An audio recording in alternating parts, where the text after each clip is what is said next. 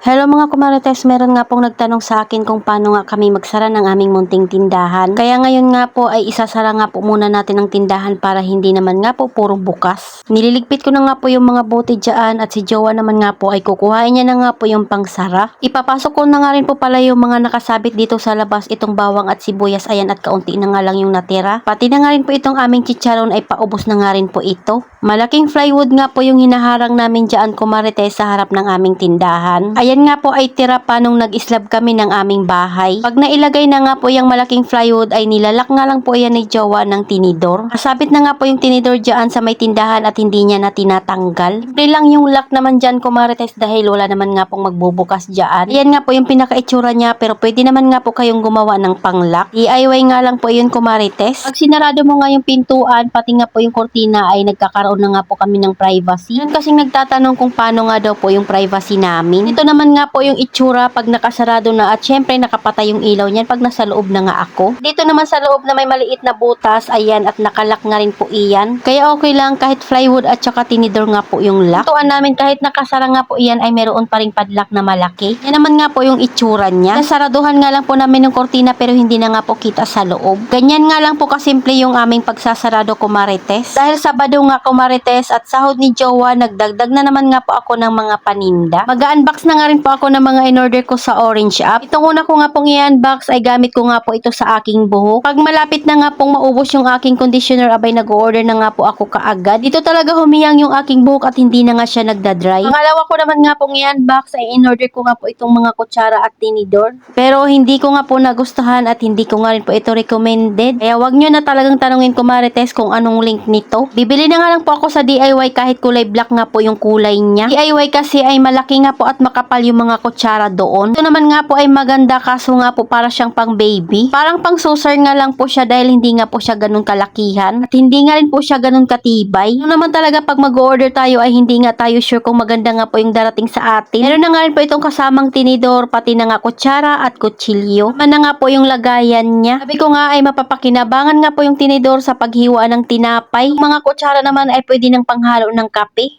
Ito naman nga po yung pinaka-itsura niya kumarites. Maganda siya sana kaso kung makikita nyo nga po ay maliit nga lang po ito. Kaya ang magiging ending nga po nito ay baka pang display na lang sa ating munting kusina. Pero pwede nga po itong tinidor pagkakain ka nga po ng mga siomai at saka yung mga dessert lang. Ito naman nga po yung aking ginagamit kumarites. Ayan nga po yung pangalan niyan sa aking buhok. Nag-order na naman nga po ako ng mga dagdag paninda dito sa aking munting tindahan. Bili nga po ako ng glue gun dahil pwede nga rin po itong magamit ng aking anak at paninda nga po yung iba. Ayan, at bumili nga rin po ako ng mga pandikit dito dahil gagamitin ko nga rin po ito at yung iba naman ay bibenta ko. Ito nga po yung kinahaponan ng Sabado at nag-grocery nga po ako at ayan, may nagbabayad nga po sa akin. 2 piraso lang naman yung inutang niya kaya mabilis ko nga lang din po natutang. 2 araw lang naman iyan nakalista dahil alam nga po nila ay hindi ako nagpapautan ng pangmatagalan. 1 week lang talaga yung pinakamatagal kumarites. Pero syempre pili talaga yung aking pinapautang. Dahil sabi nga nila ay talaga namang napakabihira ng tindahan na walang utang. At saka dapat talaga tayong maningil pag alam nga po natin ay matagal na yung listahan niya. Makasalanan ang paniningil, ang mahalaga nga po ay mabayaran tayo at mapaikot ulit natin yung puhunan. Kung masamain naman nila yung paniningil natin ay hindi na nga natin yung problema. Abay kung gusto nilang hindi tayo maniningil ay di sana hindi nga po sila umutang sa atin. Real talk lang kumarites, ang totoong negosyante ay wala talagang pera. Dahil kung may extra naman tayo ay diretsyo na nga rin po pangpuhunan. Din ang mga stock para dito sa ating munting tindahan. Tawag nga po doon ay hindi kadamutan kung hindi diskarte. Pero kung tingin nyo nga sa amin ay madamot at mahirap hiraman ay talagang wala na kaming magagawa doon. Dahil kung kami nga po ay maubusan ng puhunan, kawawa nga rin po yung aming munting tindahan. Kaya pagdating talaga sa pera ay nagbabudget talaga kami at mahigpit talaga yung hawak namin dyan. Order na naman nga po ako ng bond paper dahil yung natira nga po nung nakaraan na in-order ko ay napakakaunti na lang. Doon nga po ako kumuha sa pangbayad sa naipon ko nga pong pa-print. Kaya sa mga nagrereklamo na mahal ang print, abay kayo ba ay libre itong aming bond paper. Ibili nga rin po namin iyan at paano pa yung aming kuryente. Pati na nga rin po yung ink na kailangan naming bilhin. Reklamo naman kayo sa aming print ay pwede naman kayong hindi magpa-print sa amin at lumipat sa iba. Dahil hindi naman namin pinipilit na dito nga kayo mag-print. Dahil kailangan din namin pag-ipunan yung pang-maintenance maintenance nga po ng printer namin dahil hindi naman natin masasabi iyan. Tinang nga rin po yung pinampuhunan namin sa printer, abay kailangan din mabawi. Man agad mabilis mababawi iyan, pero ang mahalaga ay makakaipon nga po kami sa pagpiprint namin. Kagandahan nga lang po pag mayroon kang printer ay libre na nga rin po kami makakagawa ng mga assignment sa anak namin. Ito na nga kailangan lumabas para magpa-print at mag-computer. Dahil sabi ko nga sa inyo, ako nga po ay tamad lumabas ng bahay namin, pero dahil ako ay kailangan mag-grocery, no choice nga po ako. Pero kung wala namang dahilan ay hindi talaga ako lumalabas